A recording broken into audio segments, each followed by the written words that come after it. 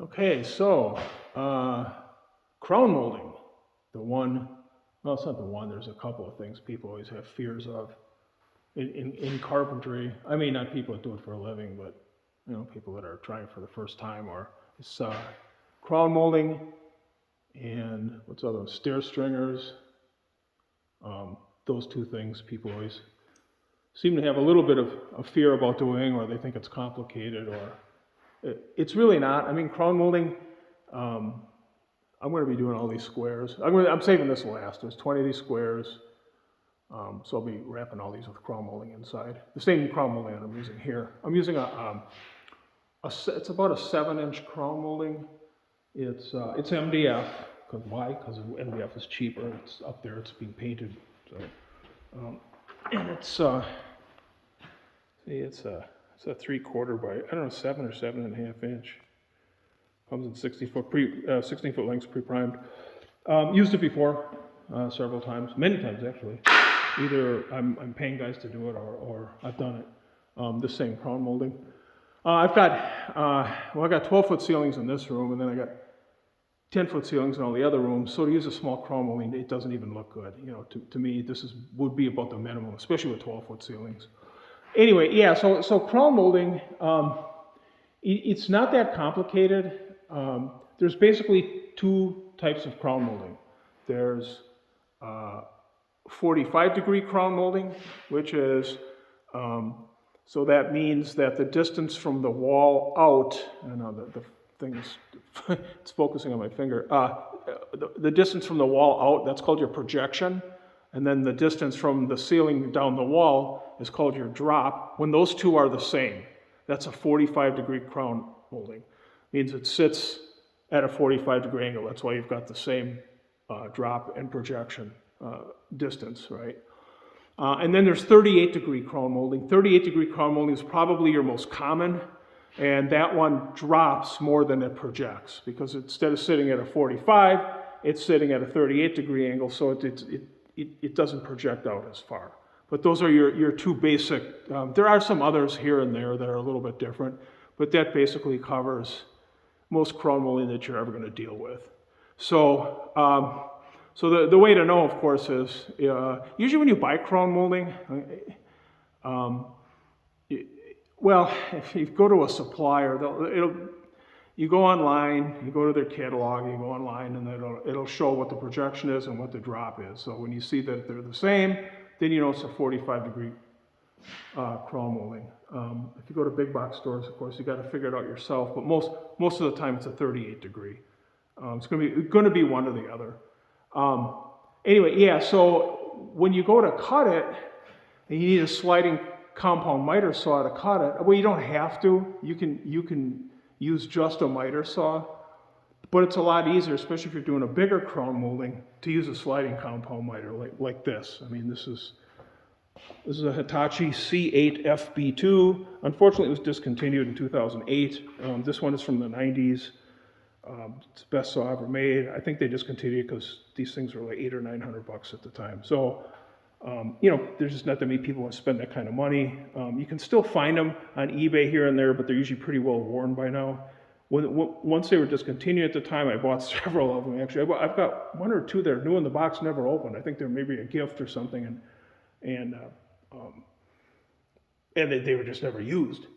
So I've got a lifetime supply, so to speak. But anyway, yeah. So you got, it just makes it easier because you can lay your piece down. You can lay your piece like this, and you can get, both your angles at the same time, like this is for an outside corner. So, but if you don't, you can, well, now you can't do it with this is too big, but if you have a smaller crown molding, you can always hold it like this and cut it, which is, it's kind of a headache. I prefer to lay it flat and then set both my angles and then do like this. It's just a lot easier than setting one angle, like you don't have the bevel, you've only got the miter, and then you hold it like this, and at the angle that it would sit on the wall. It's one way to do it. It works with smaller crown molding. You definitely can't do it with anything this big. But anyway, yeah. So if you just have to know a couple of angles, and that's it. you need to know your inside and outside angles, meaning whether you're doing an inside corner or an outside corner. The angles are the same. That doesn't change. It's just it's the way you put the bevel, for example. So your miter and your bevel cut. Okay, so this is your miter cut. This is what that's your miter cut, and that's your bevel cut. The way the blade is tipped, right? So those are your two cuts for a crown molding. Whether it's an inside corner or an outside corner, the miter and the bevel cut angle is still the same. I've cut all this crown molding here, and I don't have to change this. All I have to do is this. I have to go from this side sometimes, depending if I'm doing inside or outside corner, or I swing it back this way on the same angle, okay? So the same miter. It's just the same miter here and the same miter there. So the other situation is because most of your inside and outside corners are 90 degree. In other words, they're 90 degree either inside or outside. Is you have a situation where you have a 45 degree wall. Okay, and actually I have some more in here too. Some more. They're not walls, but they're for the ceiling detail for the master bedroom. That's 45 degree. Okay, so and you've got two angles for that are different than the 90 degree, but they're the same whether it's an inside 45 or an outside 45. So that's all you have to know. And you can go online and you can Google like something like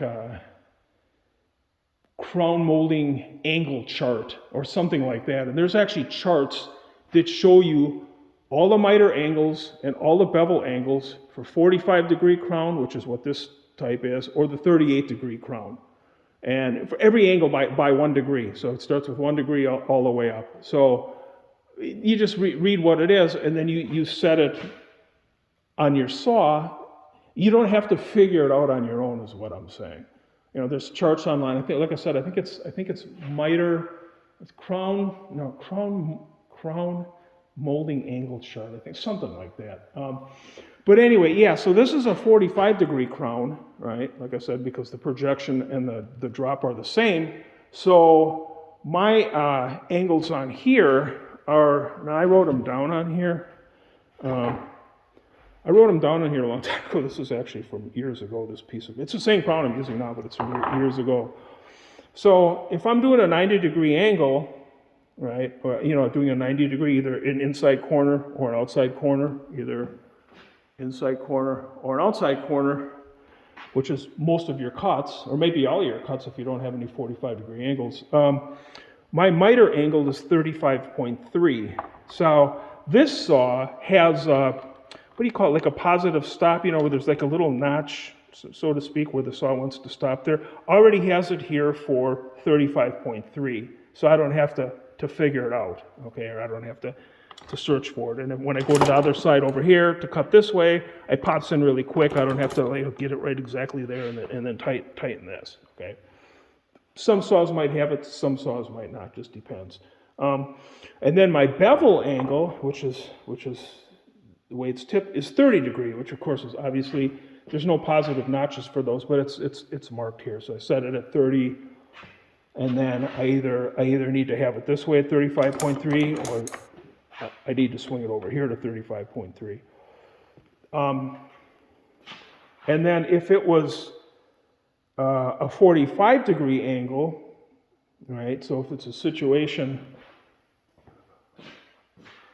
like this here, this is an inside 45. I didn't have any outside. Yeah, I do have outside 45s actually in the master bath. So there's a few places I have outside. Well, anyway, so this is the inside 45. Whether it's inside or outside, the angles, the bevel and the miter are still the same. It's how you place the piece of crown molding on the saw. Okay, so when you go to look this up, these angles on your chart, okay, if you go online and you look at that chart, like I was telling you about, there's multiple charts. If you just Google that, many charts will come up.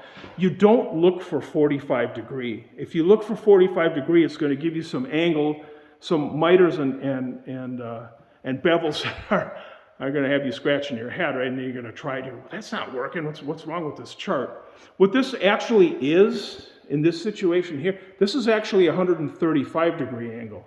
So you're going, well, how is a 45 a 135 degree angle? Okay.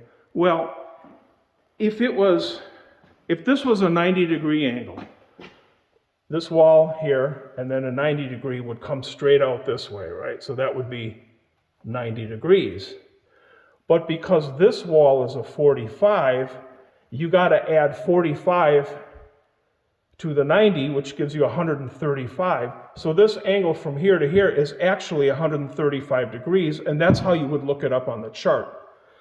So whether you're doing a 38 degree crown molding or a 45 degree crown molding, when you go to that chart, you need to find the miter and the bevel that is listed under a 135 degree angle, okay? So for this particular crown molding, which is a 45 degree, now I wrote 45 on here, but it's actually, when you look on the chart, you look for 135 degree. The miter is 16.32, and then the bevel is 15.69. Okay, you can't get it that technical, but you can get it's close enough. It doesn't need to be exact. So when you're setting it, you just set it a little bit past the 16 degree mark, and then on your bevel, you set it at almost the 16 degree mark, right? Because it's basically 15.7. So I have this set for cutting 90 degree angles, so it's already set up. But that's what I would do, right? So, and I don't have any positive stop here for that one. So that one I have to kind of, I have to get it right where it's supposed to be, and then tighten this. But yeah, so that it makes it a lot easier. I mean, if you can just go and look at a chart online, go, okay, I've got a 38 degree crown.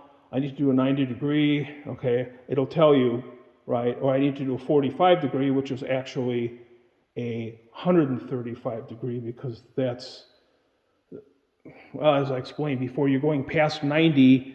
You're going 45 degrees past 90, so you're actually 45 plus 90, which is 135.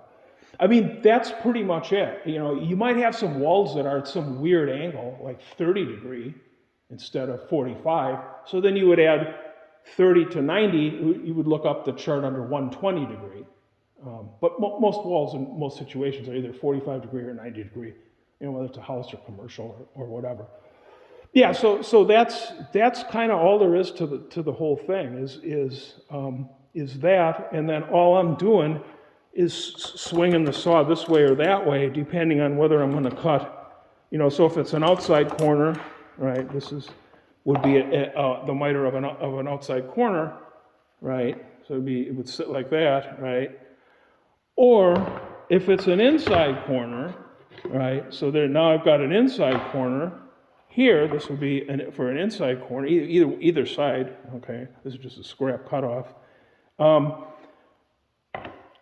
don't have to flip the whole thing around. I can simply flip the crown molding over face down and cut this way, and now I've made my cut for an inside corner. So it's not always necessary to take your whole big piece of crown molding. Sometimes you have to, and flip it all the way around that way. Sometimes it's just a matter of you're doing an outside corner, you're cutting this way, now you're doing an inside corner, you're just flipping it over, right? I mean, it's a little intimidating in the beginning. Of course, I'm making it sound easy, but if you think about what you're doing while you're doing it, really concentrate on what you're doing, all of a sudden it'll just fall into place, and you go, oh, this is really kind of simple. Okay, so then it just comes down to your measuring abilities, and that takes time, because measuring isn't just a matter of measuring. When you're getting into finished carpentry, sometimes there's little things where I'll add a 30-second mentally, right? So or I'll subtract because I think this is going to happen or that's going to happen. This is paint grade. It doesn't need to be exact. Actually, I do a lot better job than when I hire finished carpenters come and do this stuff. They've got gaps everywhere because it just gets caulked. Because they're moving really quick. It's not for them to make money, they have to move really fast. So they can't take time to get everything exact. Unless you're paying for stain grade, right? Which most people don't do anymore. And then things have to be really exact. I mean, you've got wood putty, but you can only do so much wood putty. But most everything nowadays is paint grade. So like here you'll see, I mean, the inside corners are pretty easy. I mean, they're pretty tight. I don't know how much shows on the camera. I mean, it's probably a 32nd of an inch. Now, this one's bad, and it's about 1/8 of an inch, but that's because when I cut this piece, I measured it, and then I remembered a measurement that was 1/8 of it. I think it was 5/16, and I remembered 3/16, whatever, 65 and 5/16, but I remember 3. So when I cut it, I put it up. Well, I'm not going to come back down and recut it, because whether that's a tight joint or one like this, it still gets caulked by the painters. The only thing I do is, I didn't have my caulking with me on my ladder, and I will come back and do it, is when I have a joint that's open, let's say more than a 1/16, I'll run a first layer of caulk in there for the painters, so when they come back, they'll re-caulk it again.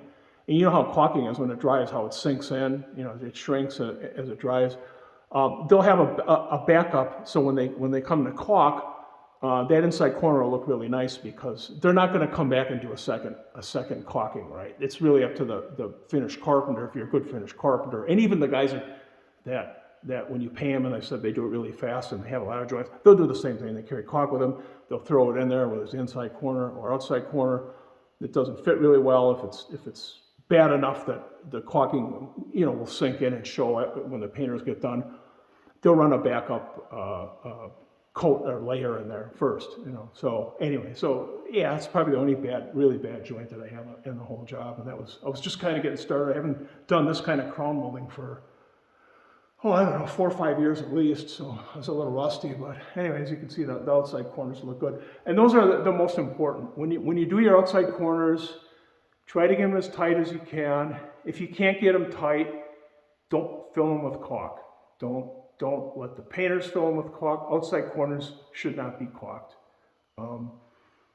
Unless they're really, really tight like this one. But as a general rule, they don't usually come quite this tight all the time. So the best thing to do, and I don't have any wood putty, is to use wood filler, okay? So when you're up there and you make the joint, have that little can of wood filler with you, or the little tube of wood filler. Put that wood filler in there. It dries really quick. It dries in a minute. And then sand it a little bit and make it look nice, because if the painters come by, they'll throw caulk in there, and caulk and outside corners don't mix really well. So that's if you want to do a good job. Now, when you hire guys, they don't do that. That's just something I do. They'll just throw some caulk in there if it's bad enough, as a base layer. The painters will always caulk it. So, like I said, I carry wood filler, wood putty, the quick dry stuff. I put it in there, and then I sand it a little bit before I move on. So it only takes a minute. So, but anyway, as you can see, they look pretty good. Another thing you might run into doing crown molding is you might have a dip in your ceiling. Now here I had a dip because there's a joist hanger underneath the drywall, because there's a beam that goes across here, right? So there's a joist hanger, and when I frame, and I'm going to be doing the finished carpentry, of course, I have the joist hangers. I notch the bottom of the beam so they fit level, but generally joist hangers, they'll hang down like 1/8 of an inch from the bottom of the beam, and it'll create a bulge in the drywall, and you go to put that crown molding in there, and then it won't fit tight up against the ceiling. So there'll be like a big gap. Here the bulge was like right here. So what I do is I hold a scrap piece of crown molding up there. I make a pencil line, and then I take my razor knife and I cut along that pencil. I just do where the bulge is, where the worst part of the bulge is, and I'll cut out about a strip about that wide from where the face of the crown molding is back about 3/4 of an inch, and I'll take my wood chisel and I'll scrape that drywall out of there. I'll cut through the paper, and then I'll scrape a little section out with the putty knife to get as much of the bulge out as I can, so now the crown molding will fit tighter to the ceiling. Now I had to do that in this entire house, and I'm almost done, except for this. but I think I had to do it like 3 times. So it doesn't happen all the time, but sometimes there's just somebody's either a bad framing member or there's a joist hanger or something that causes the crown molding to not sit right. You know, if I didn't do this here would have been down more than a 1/4 inch. This point, this tip part of the crown molding here would have been down from the ceiling more than a 1/4 inch. Now, you're going to caulk it. Are you really going to see it? Probably not, but it just doesn't look good to see, you know, a big swab of caulk in there. So I like to see the crown molding tight against the ceiling. So I spent 5 minutes just digging out a little drywall there so that I could push it up. And then when it's up, see, you can't even see that the paper was cut, you know, because like I said, I put a scrap up there first, and then I make a line. Well, anyway, they're going to caulk, and the painters come, they'll caulk, you know, they'll caulk these joints. Another thing when you're putting up crown molding, any molding actually, don't put too many nails in. People tend to over nail stuff. It's more important for stain grade, but for paint grade, everything gets caulked. No matter how tight the crown molding fits to the ceiling or fits to the wall or any molding, it still gets a bead of caulk. So the painters are going to come, they're going to run a bead of caulk here, and they're going to run a bead of caulk here. So there's no reason to put in a boatload of nails, because all you do is you piss off the painters. You know, they don't want to be filling all these nail holes. I mean, they will, but if they notice when they come out to bid the job, they might even charge more because you got nails everywhere. You know, you got nail holes everywhere that they have to fill. So you just need enough nails to hold the crown molding up there, and then the caulk will hold it in. And that's true whether it's a door casing, although I'm a little more fussy with door casings because they do get abuse. I mean, you know, but still the caulking really holds the trim on. I mean, the nails hold it up, but the caulking holds it on, and nobody's ever going to be touching the space molding except a painter maybe every 20 years. So there's no reason to have a lot of nails in there. I put them every, I don't know, it's a big crown mold, so I put them every 18, 20, 24 inches apart, one at the top, one at the bottom, one at the top, one at, you know, like that. A few more, obviously, on your outside corners. Inside corners kind of hold themselves together. So I don't, you know, I've got a nail here, and this little piece here, I've got like 3 nails. That's it. It's not going anywhere. This piece, I've got like maybe 4 or 5 nails, 6 nails. You know, it's like 4 feet long. So anyway, yeah. So it's better to have less nail holes because nail holes do show. I mean, they can, especially when you put a gloss, like we use oil base here in Texas. So gloss oil on it, and then it's just easier for the painters. You know, they can get done faster and move along better because nail hole filling is tedious work. So anyway, yeah. So that's kind of that. I'm doing crown molding in every room in the house. So I mean, even this little hallway, the laundry room, the pantry over there. You know, because I'm not paying somebody to do it, so. I don't even know what they would charge for this now because I haven't done it for a while, either paying somebody or myself. It used to be about $1.50 a lineal foot. I've got over 1,000 feet in here. So $1.50 would be labor only, obviously. And I've got almost 1,100 feet in here, I think, total by the time it's all done. So anyway, yeah, so this is kind of it. Like I said, if I've got some bigger gaps, like there was a bigger gap, I did pre-fill it with caulking for the painters. These 45-degree angles aren't exactly 45 degrees. You know, the framers are in a hurry. So when you cut your crown molding, you cut it for the perfect scenario because that's what the angles are for, you know, according to the chart. But if the framing doesn't fit the perfect scenario, then, you know, sometimes you end up with gaps. So anyway. But I get it pretty close. It's pretty close. There's no gap here bigger than 1/8 of an inch. You know, whether it's at the top of the joint or the bottom of the joint. So anyway, that's kind of the thing with crown molding. Oh, another thing is when you like I'm working by myself, and these pieces are MDF always comes in 16-foot lengths. So putting up a 16-foot piece can be a little unwieldy when you're by yourself. So like I'm doing this one now, This actually ended up being more than 16 foot, so I had to do a splice. There's only 4 or 5 splices in the whole house. We have a wall that's longer than 16 foot, and I'll get into splicing after this. So what I do is I take like a 16 penny hand drive nail, and I just pound in the wall. I measure down like 5 inches because the drop on this crown molding is 5 inches. I put the nail in to hold that end up, so it's holding this up. So I'll be down on this end. I don't go all the way down to the end. I'll go like maybe from where the nail is, maybe down about 8 or 9 feet. I'll put my ladder. I'll put this end in, down all the way, like it goes all the way to the wall, hook it on top of the nail, and then I'll pop a couple of nails in here just to hold it, and then I'll go down to this end, and then I measured this splice piece here, so I had to do a splice to add on a couple of feet, and I get it nailed in position on this end. I cut my splice, fit my splice in there, and then now I'll come back here and I'll nail this off all the way on down. When I do my splices, I always glue my splices, and I cut the same angle as I'm set up to do my inside and outside corners when I do my splice, so it's the same angle on the miter saw, the same miter, the same bevel. And then what I do is I glue one side of the MDF, and then I glue the other side, so make sure they're smothered good with glue, and then I put it in place, let the glue ooze out, and I try to get the surfaces of each piece to be as flat as possible. Sometimes you can't get them perfect, so you gotta, like this one's already glued, so I'll leave it dry for 15-20 minutes, and then I'll come back and I'll sand. So I'll be putting up some of these other pieces in this room. I'll come back and I'll try to sand them and get them as smooth as I can. It does take a little of the primer off, but it doesn't matter because the painters will come and they'll do some touch-up priming. But I'll sand them and try to get the surfaces as even as possible so you don't see the splice when it's painted. So that's kind of a little trick. I just find that it's better to glue them, whether I'm using MDF or wood.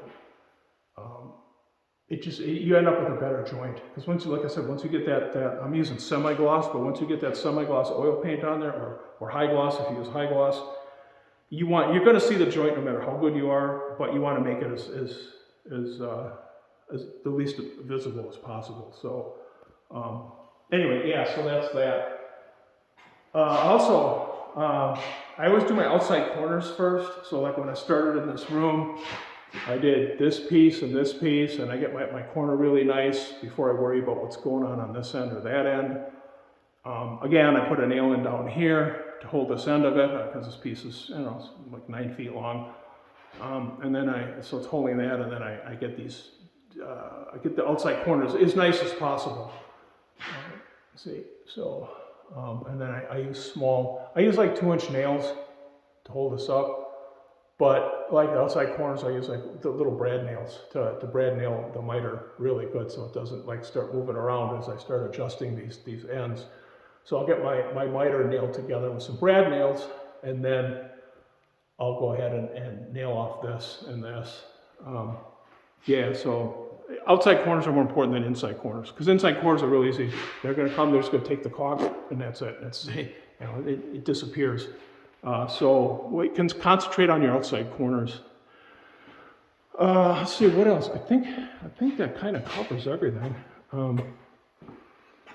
If you watch my other videos, I don't make videos of me putting stuff up. I don't think that's that helpful.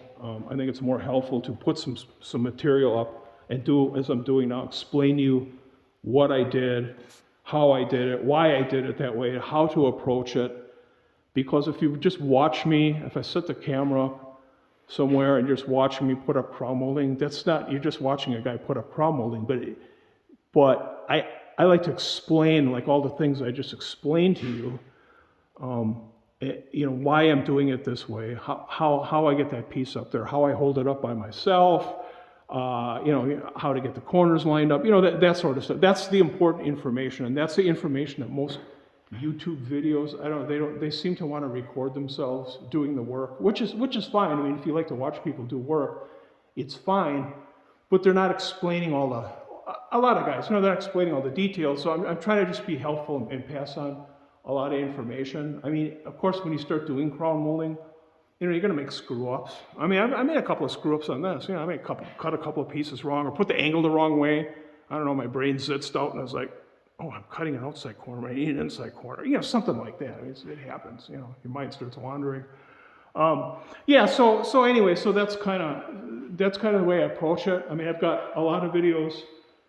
I think I have like 100 videos up now on my channel about all different aspects of construction, framing and tile and drywall and everything. Oh, another thing too, just get off that subject for a bit, is I don't nail into the framing. Now I had this house pre-primed because I'm doing a smooth wall finish on the drywall. There's no texture. So they come in and they pre-prime, and then whatever defects you didn't see before priming, the primer will show, and then they'll come back, the drywall tapers will come back and fix all those. Now there really isn't that many, but there's a few. Anyway, so that you use what's called a high build primer. It's a type of primer. I use Sherwin-Williams high build primer. I had the painters come in and prime everything. So I don't even know where the framing members are. I mean, I could search for them. It's not really necessary because, like I said, the caulking is really going to hold it in place. I mean, once you get that caulked in at the top and bottom of the crown molding, it's going to be hard to get it off the wall. So when I'm nailing, a lot of times what I'll do is I'll put a nail at an angle this way, and then I'll tip the nail gun the other way. Try to stay in the same hole so you don't make another hole, and put a nail in that way, and that way it kind of does that behind the drywall, kind of like a wall anchor would do. And then it's not so important on the lower one, but certainly the upper one. But I'm not looking for framing members. It's not necessary. Now, when you're putting on casing and certain stuff, it is baseboard. It is, you want to find the framing members with baseboard, but for crown molding, it's not really necessary.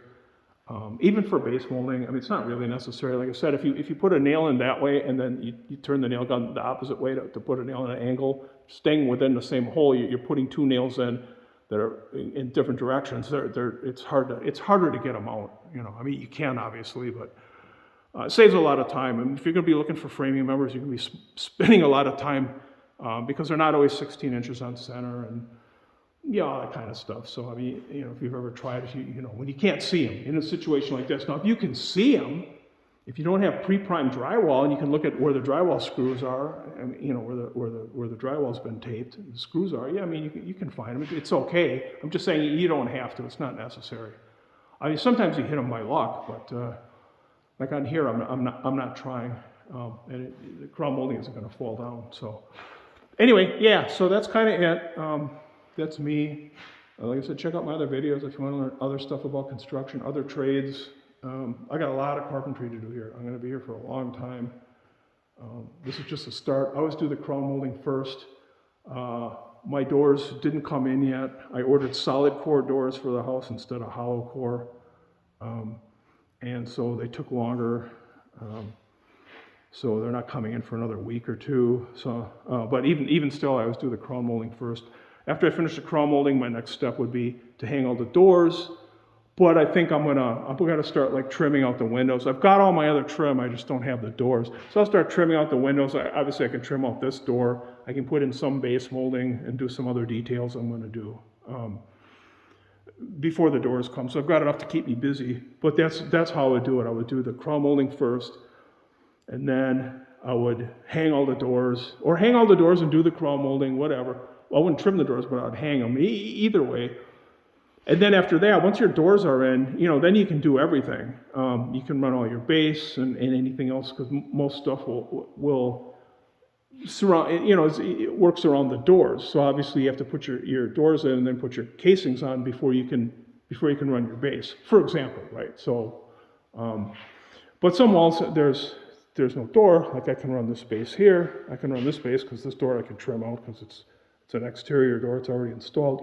That sort of thing. So anyway, that's kind of going to be